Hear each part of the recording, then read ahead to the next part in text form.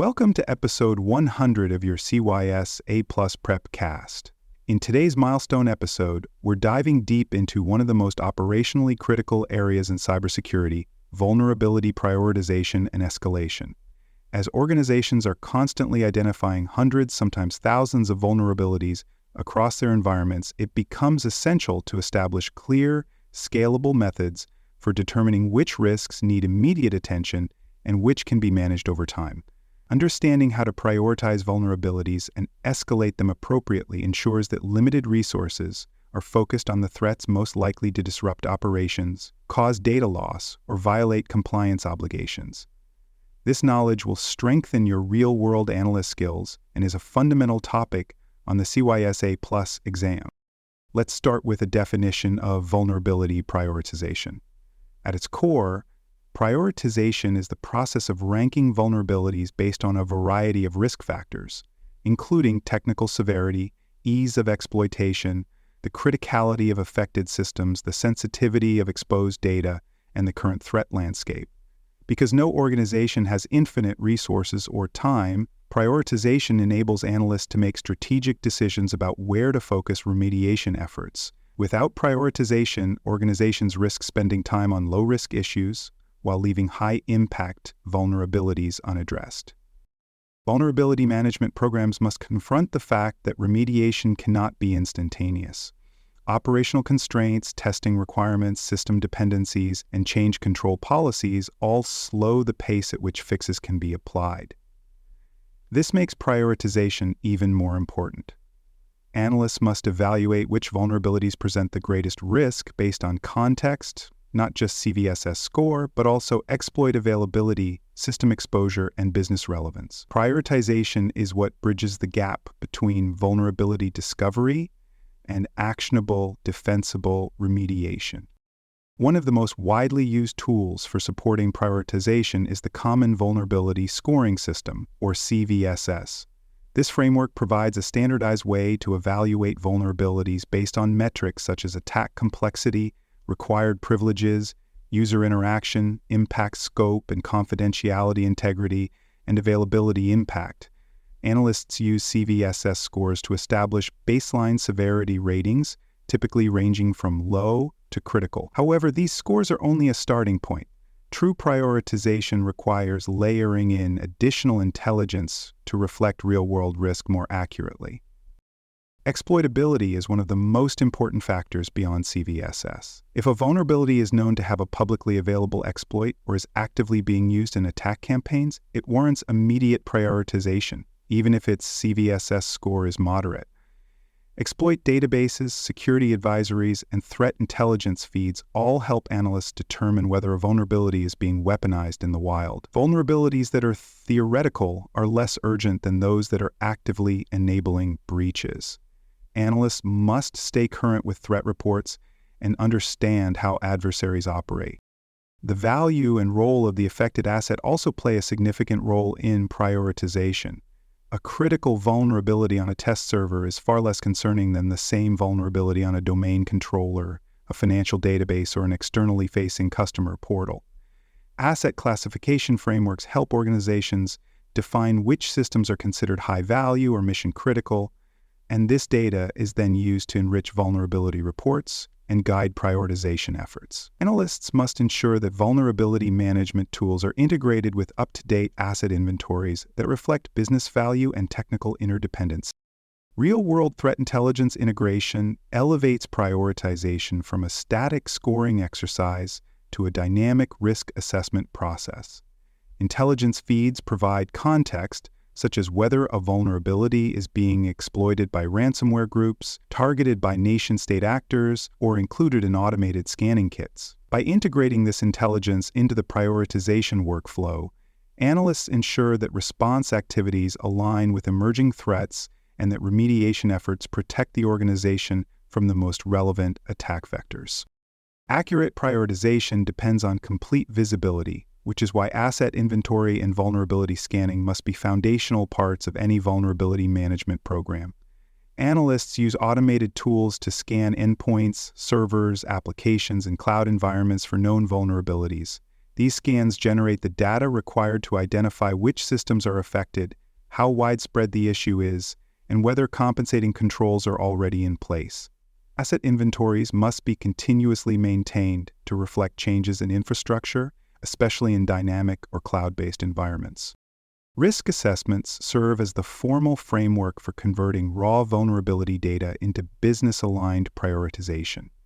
Analysts evaluate potential financial losses, operational impacts, legal consequences, and reputational damage associated with each vulnerability. These assessments help organizations articulate their risk tolerance and establish thresholds for remediation urgency. By aligning technical data with business outcomes, risk assessments empower security teams to communicate priorities clearly to leadership and secure the resources needed for remediation. To manage this complexity at scale, organizations implement centralized vulnerability management platforms. These platforms aggregate scan results, integrate asset and threat intelligence, support workflow automation, and provide customizable dashboards for tracking remediation efforts. Centralized platforms streamline prioritization by automatically highlighting vulnerabilities that exceed risk thresholds or that meet specific escalation criteria. Analysts use these tools to manage remediation tasks, assign responsibilities, and monitor progress across diverse technical environments.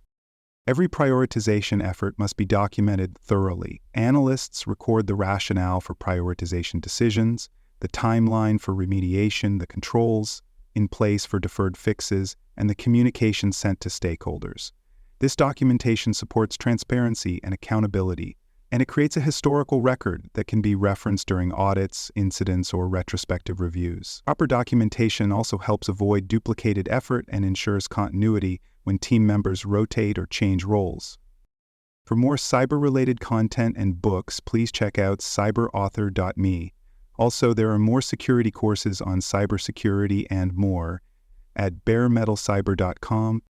Now that we've covered how to effectively prioritize vulnerabilities, let's shift our focus to escalation, another key function of vulnerability management. Escalation is the process of communicating vulnerabilities to the appropriate decision makers, ensuring they are promptly addressed, especially when the risk exceeds normal thresholds. Escalation is not just about sounding the alarm. It's about ensuring the right people receive the right information at the right time to take meaningful action.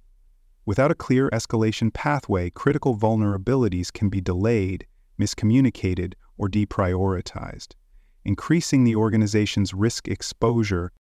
Escalation begins with clearly defined policies.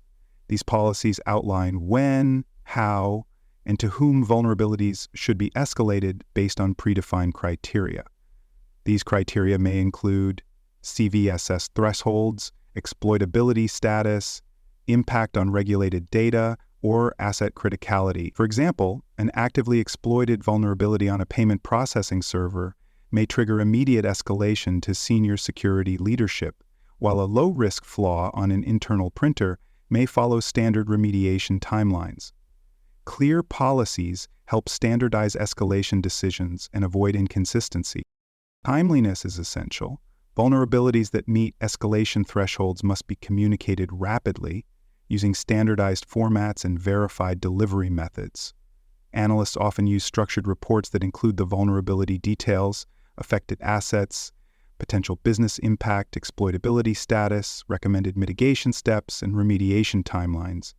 This format ensures that all necessary context is presented up front, reducing delays caused by back-and-forth clarifications. Timely escalation prevents critical vulnerabilities from languishing in a queue or being missed due to incomplete information. Roles and responsibilities must be clearly defined. Escalation processes work best when every team knows who is responsible for each stage of the response. Security analysts may be responsible for identifying and initiating the escalation, IT operations for implementing the fix, compliance teams for updating regulators if required, and leadership for allocating resources or adjusting risk posture. Accountability ensures that escalated issues are not dropped or misrouted, and that resolution is driven by the right stakeholders. Escalation does not exist in a vacuum. It is most effective when it is integrated into other cybersecurity processes. Many organizations incorporate escalation into their incident response plans, ensuring that when a vulnerability reaches a critical threshold, it triggers predefined response activities. Some organizations also build escalation logic directly into their vulnerability management platforms. When a vulnerability with specific attributes is detected, the system automatically creates a high-priority ticket, notifies the appropriate personnel, and starts a remediation workflow. Regular reporting to leadership is a key component of effective escalation. Senior decision-makers need visibility into high-risk vulnerabilities, particularly those that affect business continuity or regulatory compliance. Reports should highlight trends, delays, resolution timelines, and any obstacles to remediation. Providing this visibility enables leadership to take action, whether it's authorizing emergency maintenance windows, approving budget for mitigation tools, or adjusting risk acceptance thresholds. Escalation is a means to ensure leadership is informed, engaged, and equipped to make strategic decisions.